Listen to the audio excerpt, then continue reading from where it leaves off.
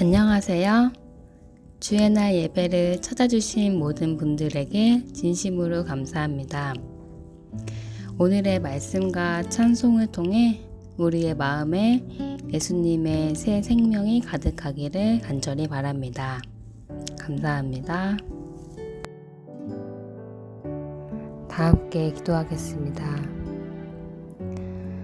사랑이 충만하신 우리 아버지, 주님께서는 저희를 고아처럼 버려두지 아니하시고 다시 오겠다고 약속하셨습니다. 버림받은 여인처럼 저희를 홀로 두지 아니하시고 곧 다시 오시겠다고 약속하셨습니다. 주님, 그 말씀을 저희가 신뢰하고 믿으니 오늘도 깨어 기도함으로 주의 다시 오심만을 바라나이다. 하나님 아버지,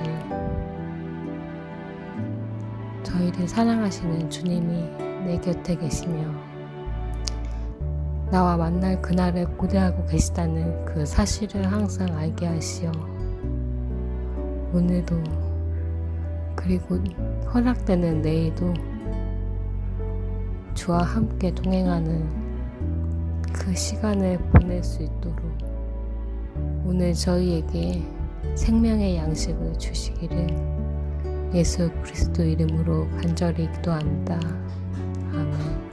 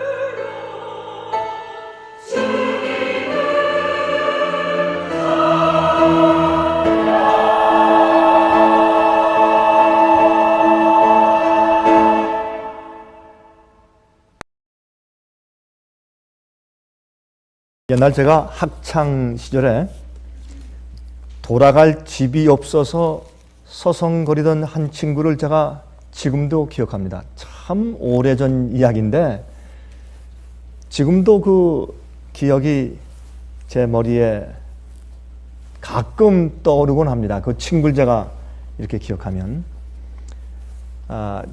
집에 이렇게 딱이 돌아갈 것이 없었습니다. 근데 뭐 가난한 친구도 아니고 아버지가 돈을 꽤 잘 버는 친구였습니다. 옛날에 그 방직 공장을 했으니까 옛날 저희가 어릴 때 방직 공장을 했으면 돈을 잘 벌었죠. 그렇죠? 꽤 그래도 부유한 가정이고 그런데 반겨줄 부모가 없는 겁니다.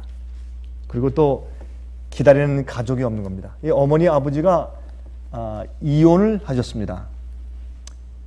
그래서 이제 의붓 어머니가 있었는데 그 의붓 어머니가 상당히 나이가 젊은 분이었다고 제가 지금 기억이 되는데 그래서 이 친구가 그렇게 집에 들어가기를 싫어했습니다. 아버지는 엄하고 또 의붓 어머니는 냉랭하고 하니까 갈 곳이 없는 겁니다. 그래서 하여튼 우리가 좀 같이 좀 지내고 놀 때 어떻게 해서든지 좀 우리가 좀 더 길게 얘기했으면 좀 더 게임을 오래 했으면 좀 오래 시간을 좀 같이 즐겼으면 하는 그런 소원을 가지고 항상 맴돌고 있다가 이제 친구들이 집에 들어갈 때 혼자 이렇게 땅을 비비면서 조용히 머물러 있는 그 슬픈 모습을 제가 자주 본 적이 있습니다. 여러분들은 돌아갈 곳이 있습니까?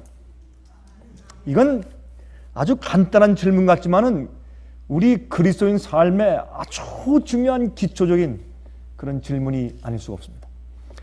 여러분은 돌아갈 곳이 있다고 하는 것은 여러분을 환영하고 기다려주는 분이 있다는 뜻입니다. 여러분 이런 설교는 참 많이 합니다. 여러분 이런 설교는 아마 이 지구상에서 교회 안에서 수백 번, 수천 번, 수만 번 들려졌을 것입니다. 이런 설교는 너무나 흔한 설교입니다. 그렇죠?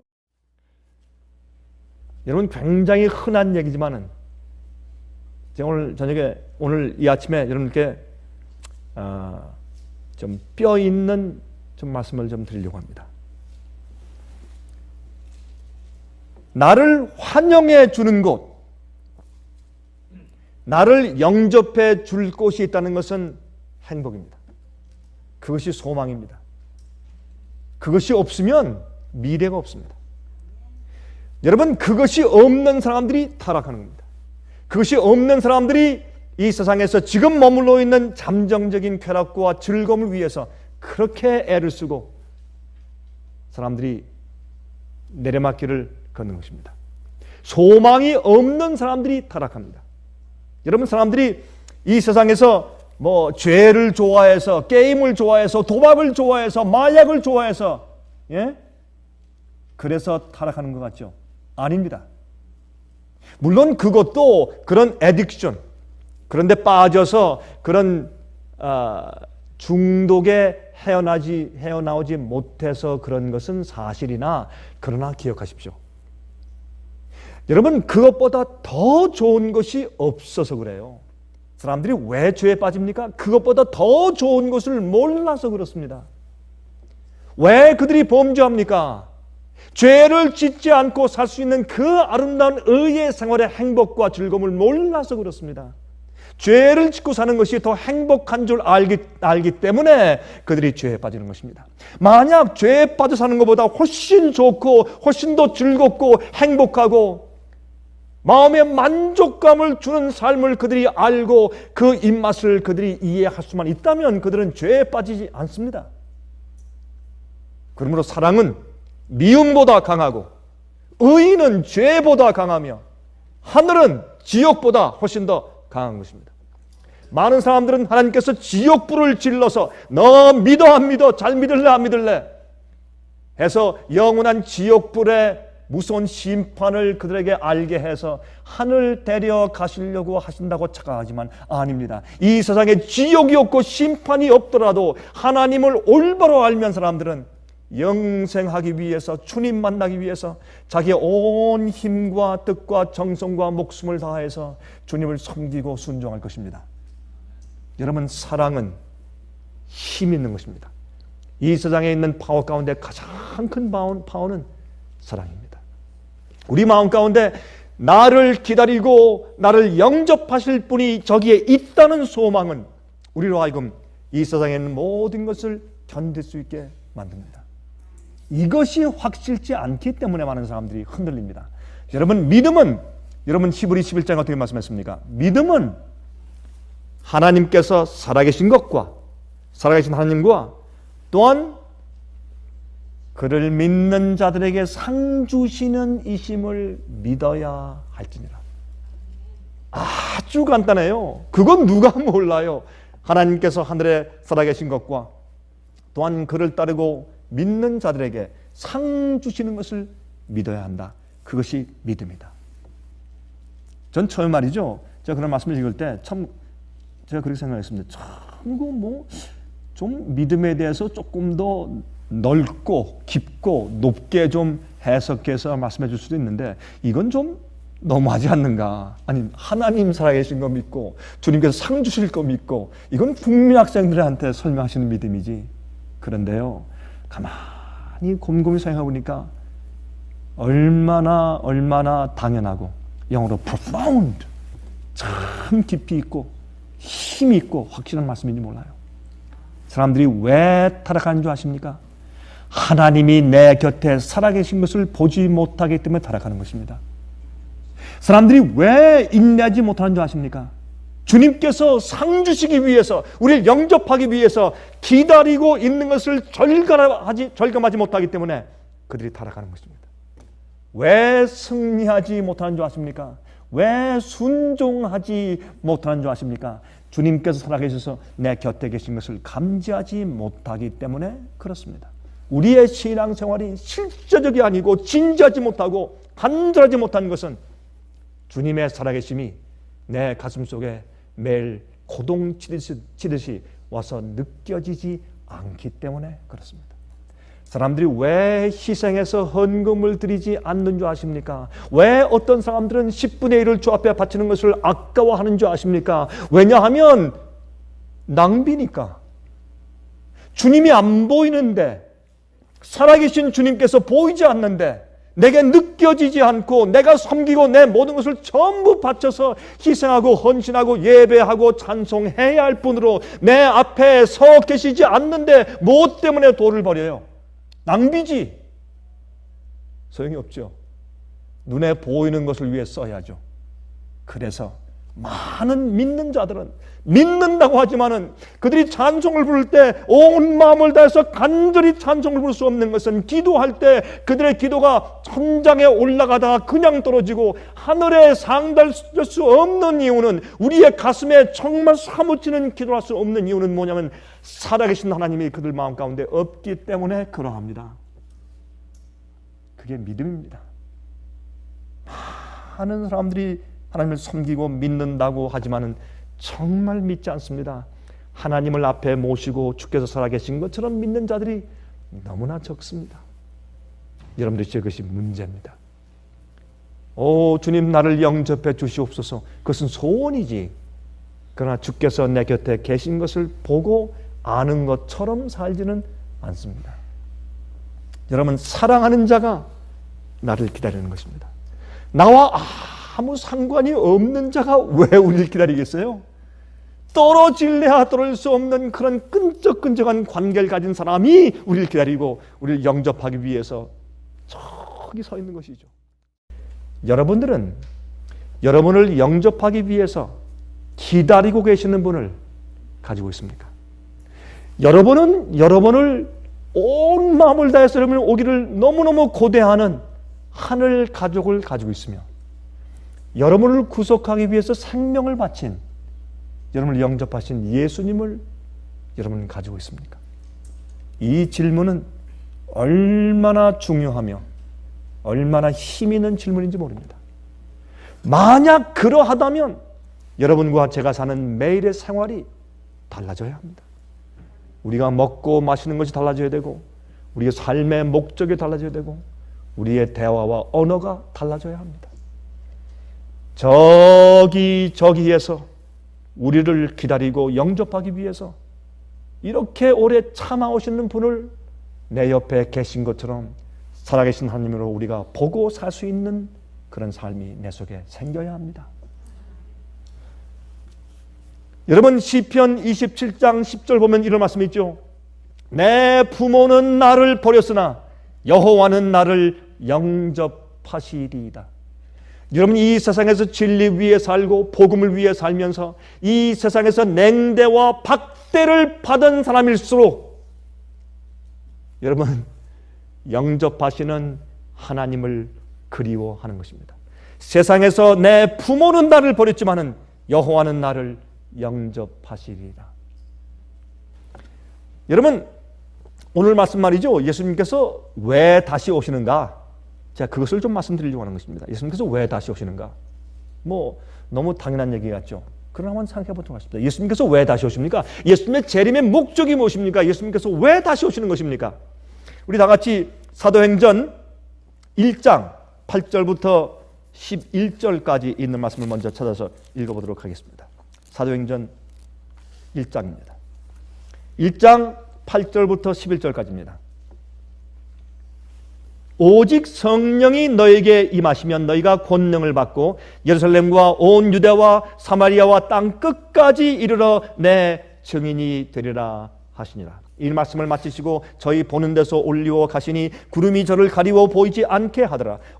올라가실 때 제자들이 자세히 하늘을 쳐다보고 있는데 흰옷 입은 두 사람이 저희 곁에 서서 가로되 갈릴리 사람들아 어찌하여 서서 하늘을 쳐다보느냐? 너희 가운데서 하늘로 올리우신 이 예수는 하늘로 가심을 본 그대로 오시리라 하였느니라.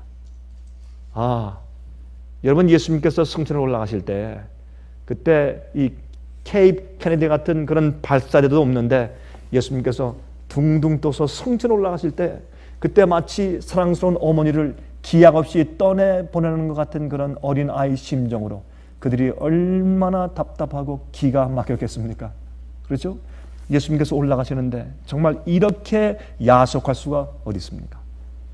그때 그들이 정신없이 넋을 잃고 쳐다볼 때 그때 우리 인간의 귀에 들려온 가장 놀라운 희망의 소리가 들립니다.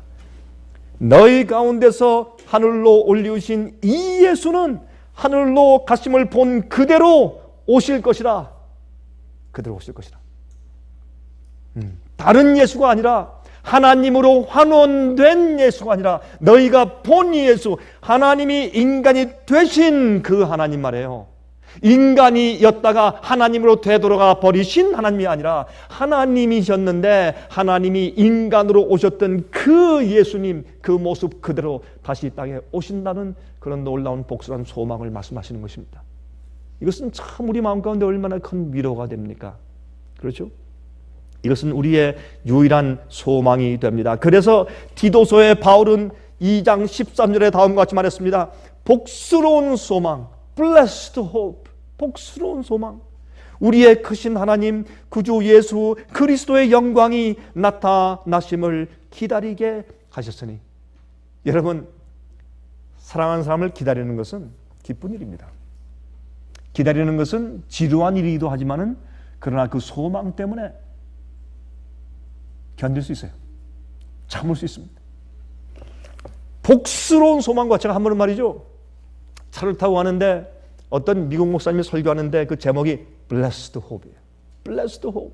근데 그때 제가 이 차를 타고 운전해 갈 때 조금 제 마음에 그림자가 좀 있던 그런 날이었습니다. 그런데 그 목사님이 설교하는데 Blessed Hope. 근데 그 목사님이 설교를 뭐 그렇게 잘하시는 분은 아니었던 것 같아요. 지금 기억에. 그런데 그분이 그 설교할 때 Blessed Hope, Blessed Hope. 영어로 그 표현을 여러 번 할 때 제 마음 가운데 그렇다. Yes, Blessed Hope. 복스러운 소망, 복스러운 소망. 여러분, 예수님의 다시 오시는 소망의 이야기는 여러분과 제 마음을 전율시켜야 합니다. 기쁘게 만들고 희망을 갖게 만들고 낙심해서 일어나게 하고 앞이 보이지 않는데 갑자기 하늘이 열리는 것 같은 느낌을 가지게 하고 이 복스러운 소망은 정말 소망입니다. 여러분 100만 불 빚진 사람이 누가 와서 100만 1불을 주면서 소망이 생기죠. 안 그래요? 여러분 빚 좁은 경험 있으세요? 빚쟁이가 찾아와서 여러분 잠 못 자게 하는 그런 경험을 여러분 경험한 적 있으십니까? 참 괴롭습니다. 저는 미국에서는 그런 경험한 적이 없는데 한국에서 조금 보았습니다. 빚쟁이가 와서 이렇게 마루에 걸터 앉아 있으면요, 그거 참 괴롭습니다. 아무것도 못합니다. 여러분이시여, 예수님께서는 이 땅에 오셔서 우리의 모든 것을 갚아주시는데 다 갚아주시고 남아요. 그 복스러운 소망, 그런 우리 마음 가운데 예수님의 재림만 생각하면 모든 문제가 다 해결돼야 돼요. 여러분 무슨 문제가 있습니까? 가정에? 재정적으로? 자녀들의? 무슨 문제가 있습니까? 어떤 어려움이 있어요? 그러나 하나님의 다시 오시는 이 복스러운 소망은 우리 마음 가운데 그런 전율을 줘야 합니다. 여러분 기억하십시오. 우리에게 우리를 영접하실 분이 계신 것을 기억하고 사시길 간절히 바랍니다. 하늘에 계신 우리 아버지시여, 우리를 데리러 다시 오시겠다는 약속이네 정말 감사합니다. 이것은 우리에게 얼마나 복된 소망인지 모릅니다. 우리가 이것을 몰랐으면 우리가 얼마나 자포자기하며 타락하여 세상에 살 뻔했습니까? 주여 감사합니다. 그리고 우리가 주님을 기다리는 동안에, 영접하러 오시는 주님을 기다리는 동안에 마귀의 역사를 승리하며 살도록 저에게 성령을 보내주시옵소서. 주님께서 오셔야 우리가 주님과 함께 있을 수 있다고 했습니다. 주여 거룩한 자가 되게 저희를 도와주시옵소서. 살아계신 예수 그리스도의 거룩하신 이름만 의지하여 간절하게 기도합니다. 아멘.